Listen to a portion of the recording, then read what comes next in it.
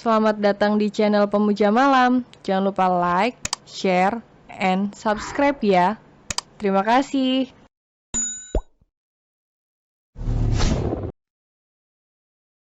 Chapter 30 dengan segala dustanya. Opa Braimanto juga sudah menjelaskan jika suaminya Kavin ternyata masih kerabatnya. Wanita itu hanya mengulas senyum tipisnya, sudah tidak memikirkan Kavin. Lebih baik Kavin mengetahui dirinya telah tiada.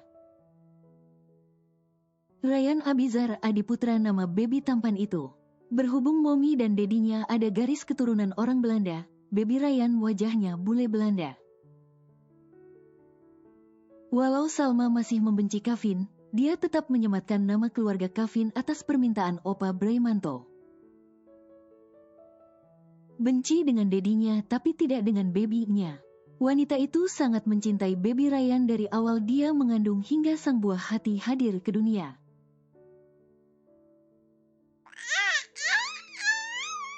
Tangisan baby Ryan masih menggema di kamar yang sangat nyaman buat si baby.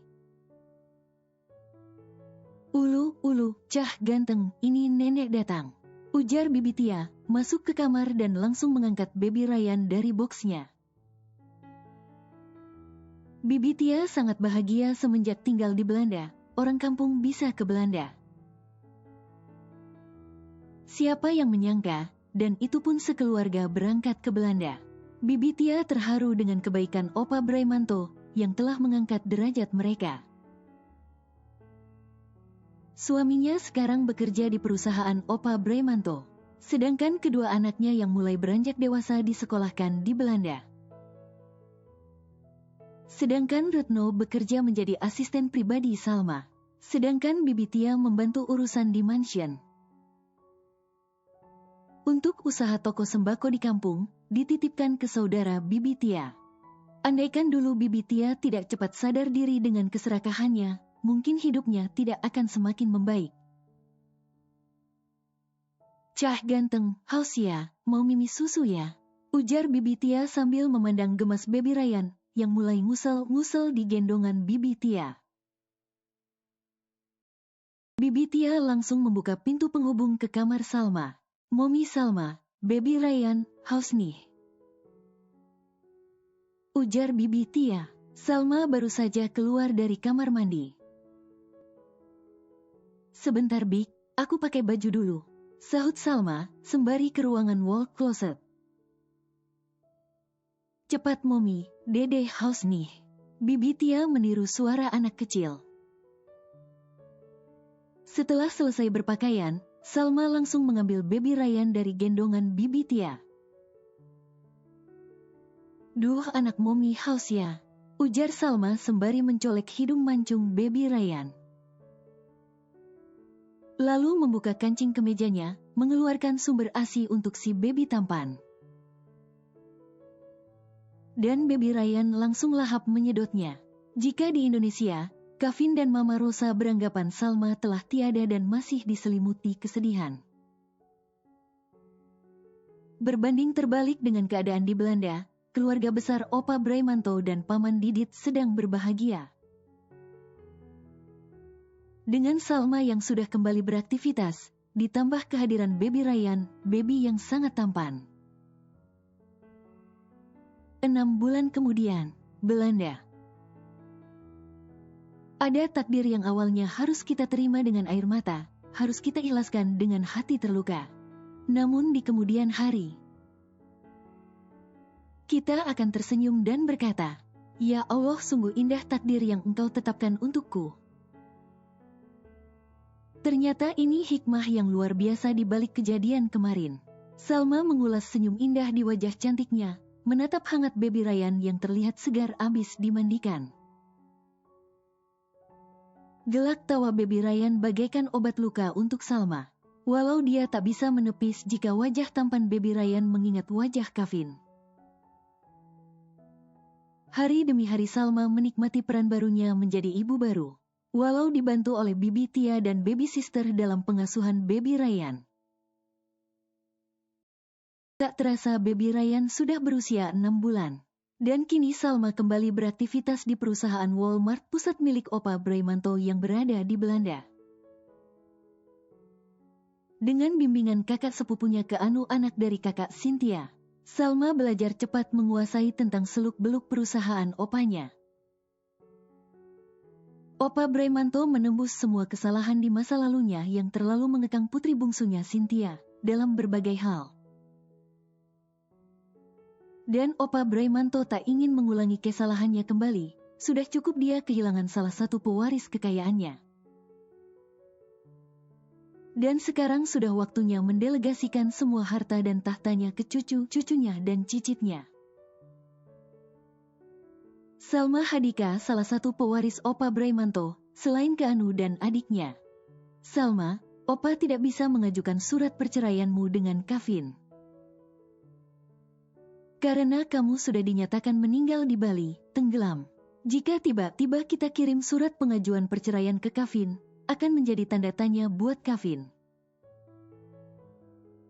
Tutur Opa Breimanto. Beberapa hari yang lalu Salma meminta Opa dan Ke Anu membantu mengurusi perceraiannya secara resmi dengan Kevin. Jika kamu minta bercerai dengan Kevin, berarti kamu harus siap muncul di hadapan mereka semua. Sambung Ke Anu. Salma menarik napasnya dalam-dalam dan menghembuskannya pelan. Berarti aku harus ke Indonesia, begitukah Opa, Kak Ke Anu? Tanya Salma. Ya, seharusnya seperti itu, jika kamu sudah siap, jawab Ke Anu. Di hati kecil Salma, dia masih belum sanggup untuk menemui Kevin dengan semua kenangan pahitnya. Masih ada rasa berat dan beban di relung hatinya, ditambah lagi dengan kejadian malam yang tak pernah diduganya. Haruskah aku menundanya dulu, tunggu aku siap lahir batin? Salma, semua keputusan ada di tanganmu nak, Opa akan membantu semaksimal mungkin. Ujar Opa Breimanto, aku akan memikirkannya kembali Opa, mungkin saat ini ditunda dulu. Karena aku juga belum siap untuk bertemu dengannya. Pikirkanlah sekali lagi adikku yang cantik ini. Aku juga dengar kalau Kevin sudah bercerai dengan Yasmin. Dan mantan istrinya juga dipenjara dengan selingkuhannya, sama mantan sekretarisnya. Ujar Ke Anu, yang benar Kak Ke Anu, dapat kabar dari mana Kak? Kamu lupa ya, kakak banyak matanya. Lagi pula beritanya juga ada di sosial media. Kamu bisa cek di Google. Balas Ke Anu, oh, begitu ya. Jawab Salma, maklumlah semenjak dibawa ke Belanda, Salma hampir tak pernah berselancar ke dunia sosial media. Tapi ada rasa bersyukur jika mereka bertiga mendapatkan hukuman. Indonesia, Jakarta, Perusahaan Indo Prakarsa. Tubuh Kevin mulai kembali berisi setelah beberapa bulan lalu sempat jatuh sakit. Dan dirawat intens di rumah sakit akibat gangguan pencernaan dan stres tingkat tingginya, selalu memikirkan Salma. Mama Rosa dan Ari selalu memberikan motivasi untuk bangkit dan kembali menjalankan hidup normalnya. Kevin, Mama mau liburan ke Belanda. Sekalian mau mengunjungi Om Mama, Breimanto. Kamu mau ikut gak? Tanya Mama Rosa, yang sudah beberapa hari belakangan ini ingin mengunjungi papanya Cynthia, kakeknya Salma. Opa Breimanto, kakeknya Salma? Tanya Kevin. Iya kakeknya Salma, kamu telah menikahi cucunya, tapi belum pernah mengunjunginya. Walau telat, paling tidak kita mengunjunginya, sekalian biar pikiran kamu sedikit relaks. Pinta Mama Rosa. Dokter juga sudah menyarankan Kevin untuk liburan sejenak, namun pria itu enggan, tak ada semangat. Mungkin ini saatnya dia meminta maaf atas semua kesalahannya terhadap Salma selama masih hidupnya. Kepada keluarga Salma yang masih ada, Karena sudah berkali-kali Kevin ke Surabaya untuk menemui Paman Didit, hasilnya nihil, masih belum kembali. Kapan rencana keberangkatan ke Belanda, Mam? 2 hari lagi. Baiklah, Kevin ikut ke Belanda, Mam. Akhirnya Kevin memutuskan untuk ikut. Hari keberangkatan telah tiba. Perjalanan kali ini Ari, asisten pribadi Kevin, tidak ikut serta. Karena menggantikan Kevin di perusahaan selama berada di Belanda. Selama 17 jam perjalanan menuju Amsterdam, Belanda. Dan selama 17 jam tersebut pria itu banyak termenung. Sedang memikirkan rangkaian kata yang akan diucapkan ke Opa Breimanto. Setibanya di Schiphol Airport, Amsterdam, Belanda, Mama Rosa dan Kevin menuju hotel yang sudah dibukingnya untuk istirahat terlebih dahulu. Kedatangan Mama Rosa dan Kevin yang ingin mengunjungi Opa Breimanto tidak diketahui oleh Opa Breimanto.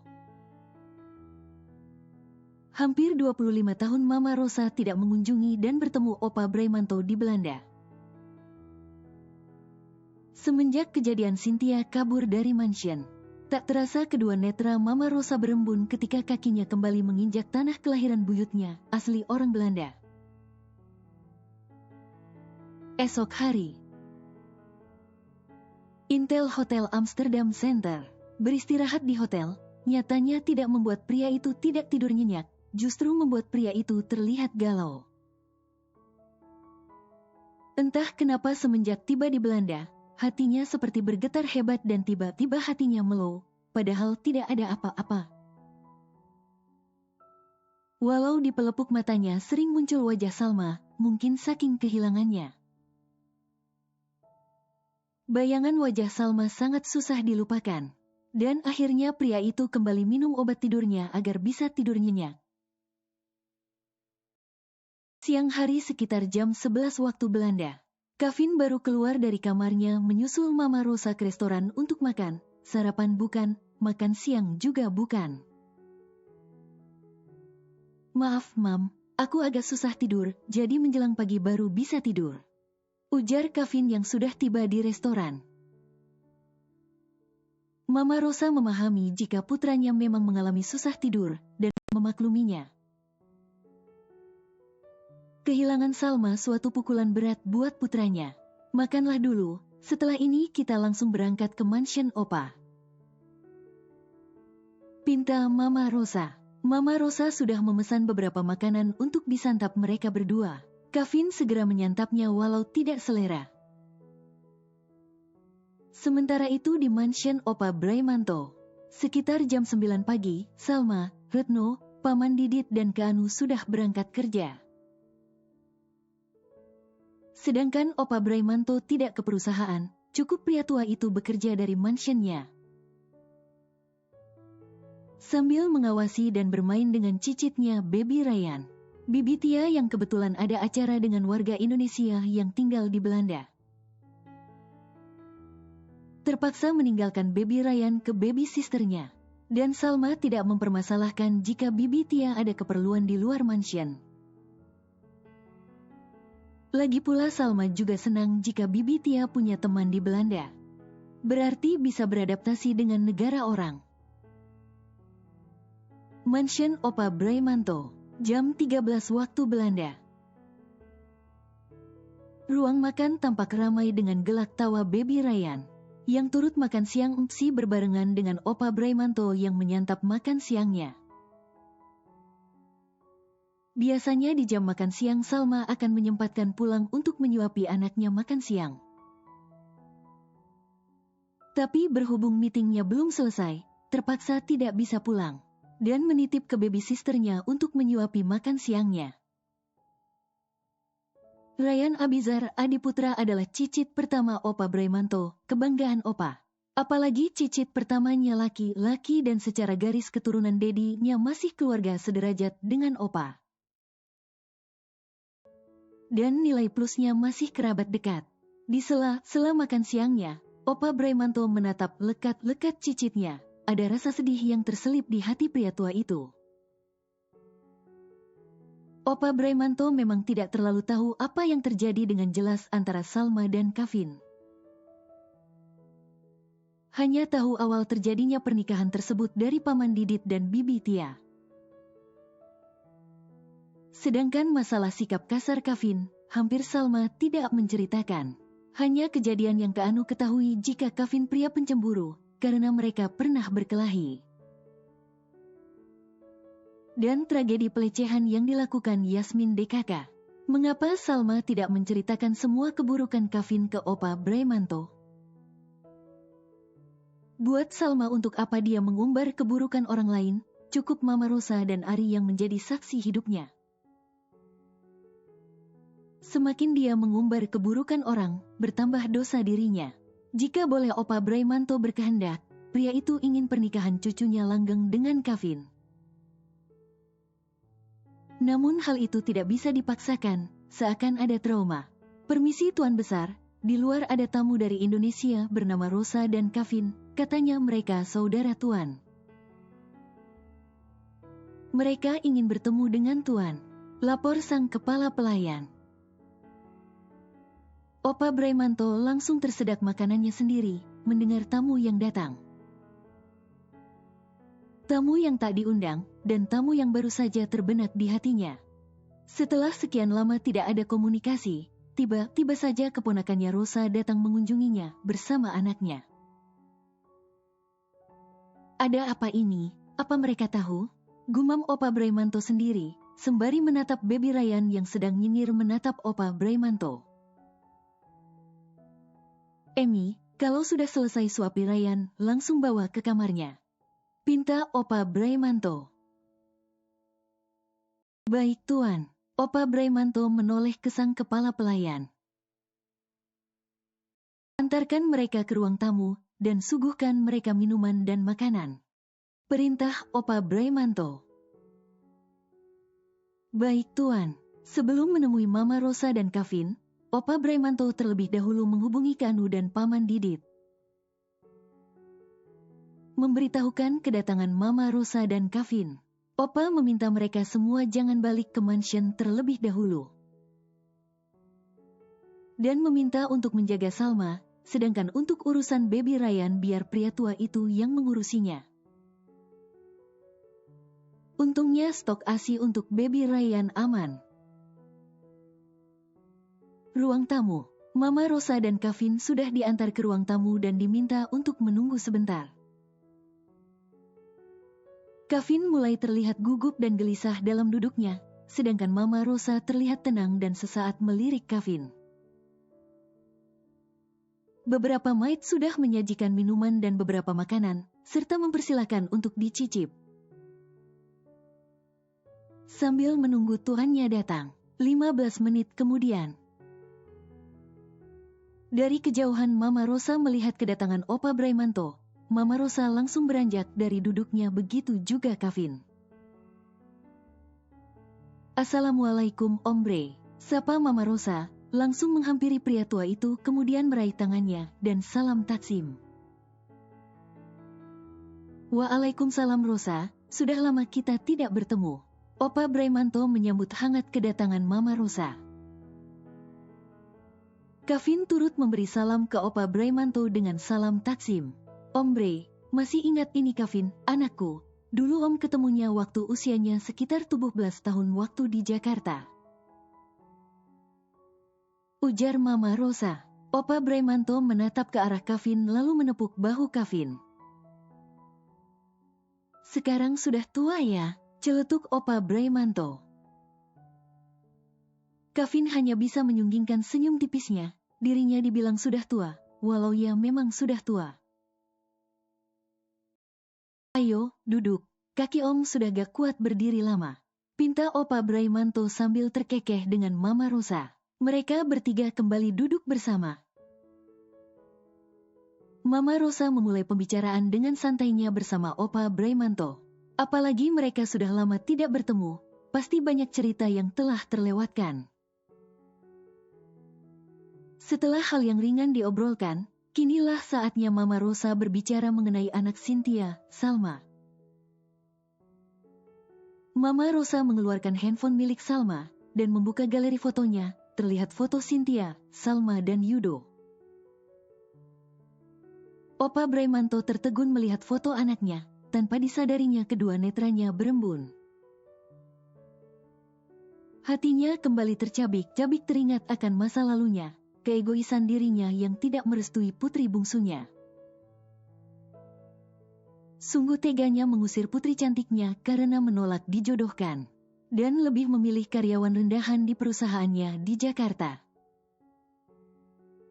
Ombre, aku tidak tahu jika Cynthia telah meninggal dan memiliki anak yang bernama Salma Hadika. Sebelum melanjutkan ceritanya, Mama Rosa sekilas melirik Kevin. Kevin yang sedari tadi hanya menyimak obrolan antara Om dan keponakan. Sekarang pria itu menceritakan dari awal semua kejadian hingga akhir kejadian. Sepanjang Kevin bercerita, Opa Braimanto menjadi pendengar yang baik, tidak sedikit pun menyela. Di sela-sela berbicara Opa Braimanto sangat memperhatikan raut wajah Kevin, yang terlihat sendu dan terdengar ada nada kesedihan di suara baritonnya. Dan bisa menangkap jika Kevin sangat kehilangan Salma selama 1,5 tahun ini. Kevin mengatur napasnya sebelum melanjutkan ucapannya. Opa Braimanto, dari hati yang paling dalam, aku minta maaf atas segala perbuatan selama Salma masih hidup. Aku sangat bersalah dan menyesalinya. Pria itu menyeka air matanya yang mulai keluar dari ujung ekor matanya. Aku benar-benar menyesal, dan tak sanggup kehilangan Salma. Suara Kevin terdengar berat dan sedikit serak, seperti menahan untuk tidak menangis kembali. Mama Rosa langsung mengelus lembut punggung putranya. Semua manusia pasti tak luput dari kesalahan walau disengaja maupun tidak disengaja. Begitupun juga Opa punya kesalahan di masa lalu. Kita baru menyadari jika orangnya telah tiada. Opa Braimanto mendesah. Kevin terlihat menundukkan wajahnya, dan sesekali mengusap hidungnya yang mulai memerah, lalu matanya. Opa Braimanto masih menahan diri untuk tidak membongkar keadaan Salma yang sebenarnya.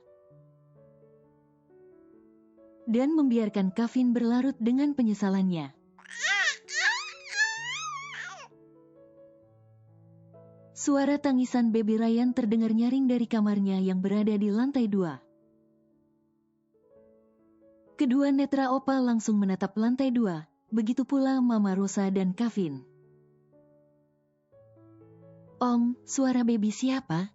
Tanya Mama Rosa, ingin tahu.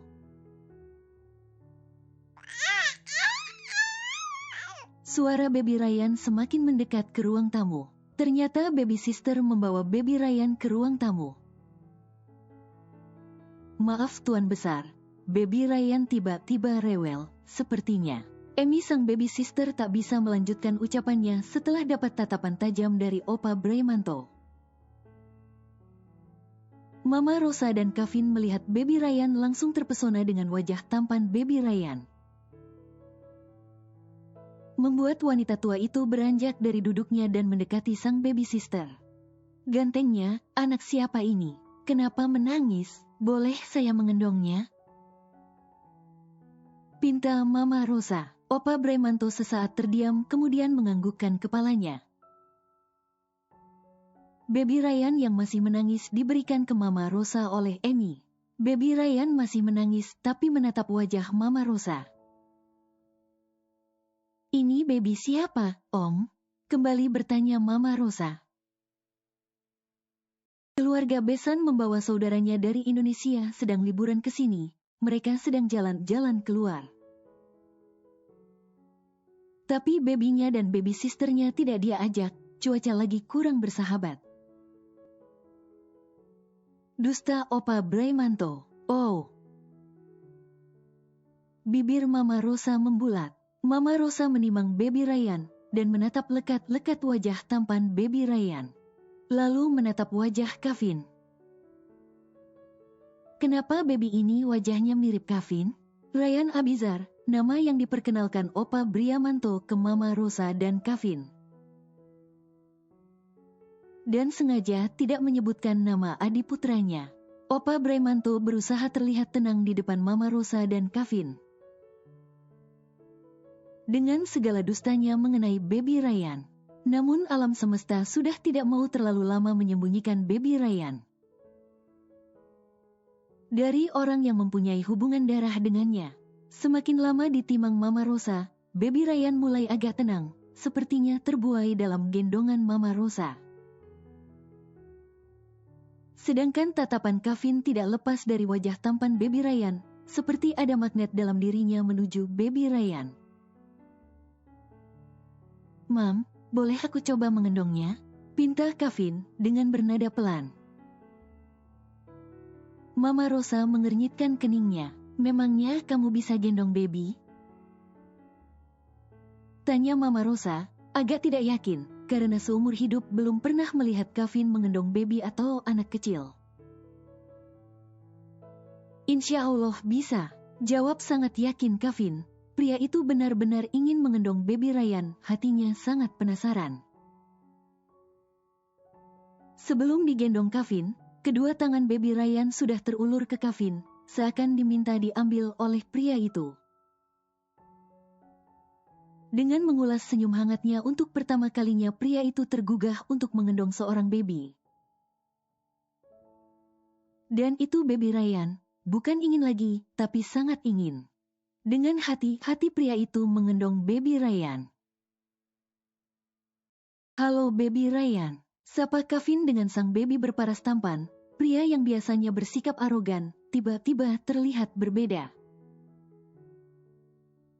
Baby Ryan menerbitkan senyum di wajah berpipi tembemnya, dan memainkan bibirnya seakan ingin menjawab sapaan Kevin. Kedua netra Kevin mulai berbinar-binar, hatinya merasa hangat melihat Baby Ryan. Apalagi Baby Ryan tidak menangis di gendongannya, justru Baby Ryan ingin berceloteh riang. Dan menatap kegirangan di gendongan Kevin. "Om Briamanto, baby dari keluarga besannya wajahnya bisa mirip dengan Kevin," ujar Mama Rosa, bernada santai. "Dek." Opa Briamanto yang awalnya sedang melihat Kevin langsung menoleh Mama Rosa. Setiap orang punya 7 kembaran di dunia ini, mungkin kebetulan saja Baby Ryan mirip sama Kevin. Jawab tenang Opa Briamanto. "Iya juga sih Om, mungkin kebetulan saja," balas Mama Rosa. Opa Briamanto sengaja membiarkan Kevin berinteraksi dengan anaknya sendiri. Menurut pandangan Opa, hubungan antara ayah dan anak ada ikatan batin. Mungkin mereka berdua memang minta ingin bertemu secara langsung. Masih mengendong Baby Ryan, Kevin menatap lekat-lekat wajah si baby. "Matamu mengapa mengingatkan aku dengan Salma, Nak, mungkinkah?" batin Kevin. Di benak pria itu mulai sedikit curiga dengan wajah Baby Ryan, yang begitu mirip dengan dirinya dan sekilas ada perpaduan wajah Salma. Pria itu mengecup pipi tembam Baby Ryan, tangan si mungil masih menggenggam jari telunjuk Kevin dan begitu erat. Perasaan pria itu seketika membuncah bahagia. Beginikah rasanya jika memiliki seorang anak, bahagia menjadi seorang dedi. Bersambung.